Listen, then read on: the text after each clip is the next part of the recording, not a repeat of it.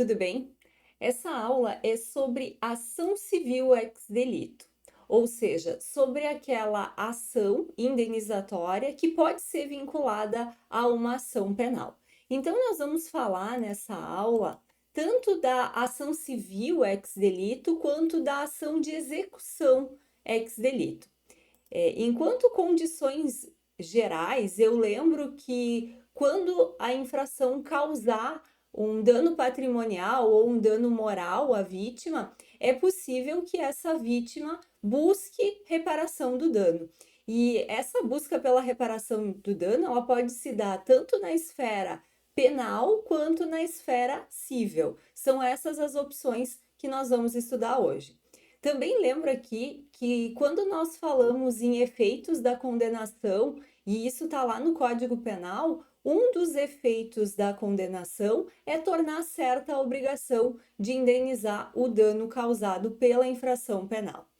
E aí, cabe à vítima escolher qual dos caminhos ela pretende seguir. A legislação fornece a essa vítima dois caminhos: a busca pela indenização ingressando com uma ação indenizatória lá no cível e fazendo prova do fato, do dano que foi gerado a partir daquele fato, ou então esperar a condenação criminal e a partir da condenação criminal, que vai fixar um mínimo de indenização, ir para o cível só para a fase de execução, para a fase de cumprimento de sentença.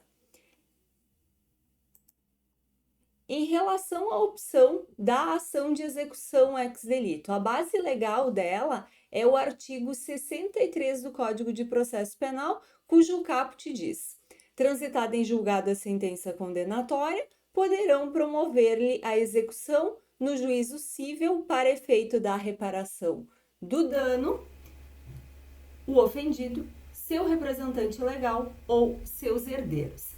A ideia aqui é, então, tentar resolver o máximo possível na esfera criminal. Pense que a gente está aqui dentro da ação criminal, lá na inicial acusatória, seja a queixa, seja na denúncia, foi feito um pedido de indenização em relação ao dano gerado pelo crime, então se estabeleceu o contraditório em relação a esse pedido de indenização já na esfera criminal e transitou em julgado na esfera criminal, além da condenação a cumprir uma pena, também a condenação a indenizar a vítima. Isso pode ser quitado voluntariamente, aí encerraria já na esfera penal, ou se não for quitado voluntariamente, que é o mais comum, eu pego essa sentença condenatória criminal e vou lá para o cível só para fazer a parte propriamente de cobrança. Voltando aqui para o nosso material, eu lembro que na ação de execução ex delito, então a ação condenatória criminal vai tornar certa a obrigação de indenizar e vai fixar um mínimo de indenização. A prova vai ser produzida na própria ação penal e vai ser aproveitada no cível.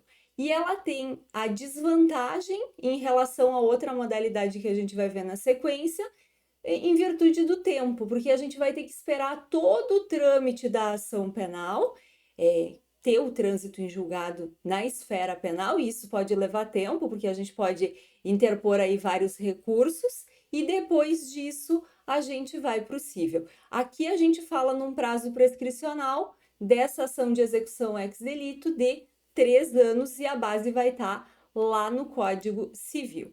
Depois, falando da ação civil ex delito, que é a nossa segunda opção, a nossa base legal vai estar no artigo 64 do Código de Processo, que o caput vai dizer: sem prejuízo do disposto no artigo anterior, a ação para ressarcimento do dano poderá ser proposta no juízo cível contra o autor do crime e, se for o caso, contra o responsável civil. Então, aqui a gente fala em duas ações correndo em paralelo. A gente vai ter uma ação penal que vai ser independente, pelo menos a princípio, e outra ação cível que vai discutir somente a parte indenizatória. Essa ação cível, ela poderia ser, inclusive, suspensa pelo juiz para aguardar a decisão da esfera penal, para que essas esferas elas deem uma decisão, deem decisões, né, compatíveis entre si. Então, eu lembro aqui que essa segunda opção, ela permite o ajuizamento da ação civil contra pessoas que não são acusadas no processo penal. A esfera de abrangência, até pelo texto literal do Código de Processo, que permite também o chamamento do responsável civil, então acaba sendo maior, eu consigo incluir mais gente aí no polo passivo da demanda. Menciona expressamente aqui que o juiz pode suspender a ação civil até o resultado da criminal, justamente pelas decisões não ficarem conflitantes. Alguns pontos importantes quando a gente fala em ação civil ex delito. Se a gente tiver uma sentença criminal que reconheceu uma excludente de ilicitude ou antijuridicidade, que é a mesma coisa, né?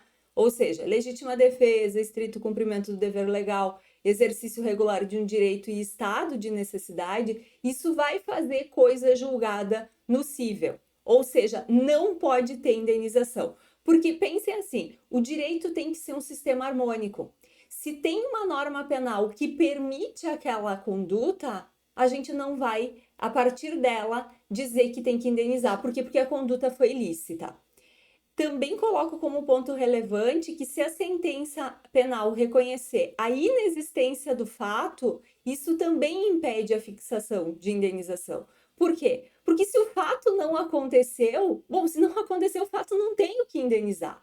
E aí, isso gera coisa julgada no cível. Agora, toda vez que a gente não tiver uma certeza fixada na esfera criminal, a gente tem a possibilidade, sim, de ajuizar uma ação indenizatória lá no cível. Exemplos aqui. Uma sentença absolutória no crime que se fundar em insuficiência de provas. Lembre que para condenar alguém criminalmente eu preciso de certeza. Se eu não tiver certeza, se a prova for frágil, eu vou absolver. E esse tipo de absolvição permite que a vítima busque uma indenização no cível. Também a tipicidade. A tipicidade reconhece que aquele fato não é um fato criminoso, mas um fato não criminoso ainda assim pode gerar dano. E aí eu vou poder buscar lá no cível a indenização. Terceiro exemplo que eu cito aqui, reconhecimento de causa de extinção da punibilidade. Exemplo, a decadência, a prescrição, a perempção. Porque notem, são situações que a gente não fala sobre o fato ter acontecido ou não. A gente simplesmente diz que não tem razão para seguir a ação penal. A extinção da punibilidade é justamente essa terceira via que não absolve, mas também não condena. E aí fica em aberto a questão da indenização. E o último exemplo que eu cito é em relação ao arquivamento do inquérito. De novo, o fato de arquivar o inquérito significa que eu não tenho prova suficiente da existência de um crime, mas isso não significa que não tenha ali o dever de indenizar, que não tenha gerado um dano. Por isso eu posso sim ajuizar a ação lá no cível. Com isso, nós encerramos essa aula. Eu espero que você tenha aproveitado, que tenha ficado claro essa opção de buscar indenização, né, tanto na esfera penal quanto na esfera civil, e até mais. Tchau!